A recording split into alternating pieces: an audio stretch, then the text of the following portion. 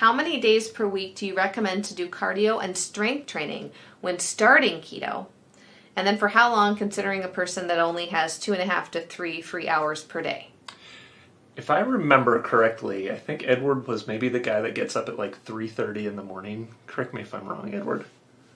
So total 2.5 hours to 3 hours a day. Like, I'm assuming that's like Of free time. right, like time to play with the kids, time to read a book. Like, yeah, you can get a great workout in as little as 20 minutes.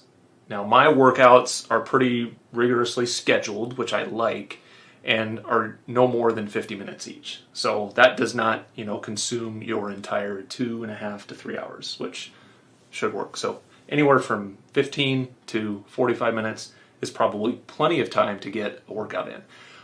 We only do cardio like really twice a week. Cardio, I don't think is, especially if you're trying to build muscle and just be generally physically healthy, I don't feel like I need to go run long distances anymore.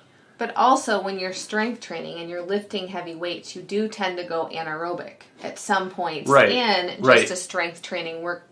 Right, and there's ways to tweak that, right? Like aerobic. I'm going to do this exercise, but I'm only going to do nose breathing, which limits your oxygen intake, right? And it changes to a diaphragmatic breath. Now we're getting a little technical here, but that becomes anaerobic for me. So anaerobic means without oxygen. So exercising without oxygen.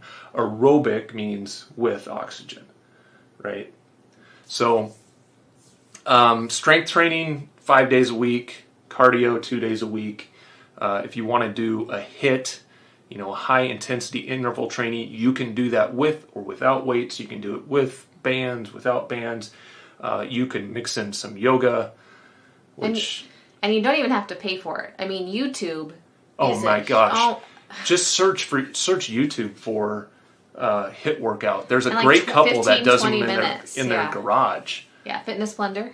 Fitness Blender. Yeah. And Adrian, Yoga with Adrian's great for yoga stuff. So... Yeah, I mean, you can do body weight stuff. Body weight stuff done the correct way can really be great resistance training for people getting started. Yeah, it's just, if you don't have a lot of free time, so I like to work out at home. I don't go to a gym because I don't have a lot of extra time because I work full time and I run this business, writing a cookbook. We have 4 teenage daughters. Oop, I almost hit the light. 4 teenage daughters, so there's a lot going on. So I work out at home. And I work out anywhere from 30 to 50 minutes a day.